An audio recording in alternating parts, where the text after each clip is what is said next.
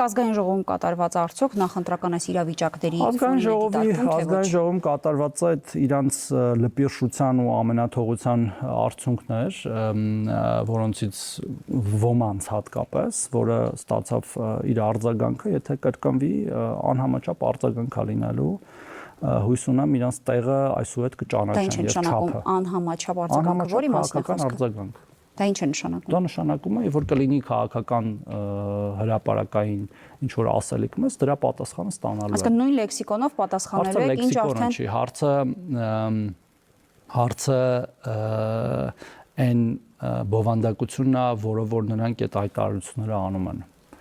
Եվ ես ասել եմ, ինքս եմ ասել, թեև ինքս էլ քննադատվել եմ, բայց չի կարող այսուհետ որևէ մեկը գա ազգային ժողովի ամբիոնի մոտ ինչ ուզենա ասի,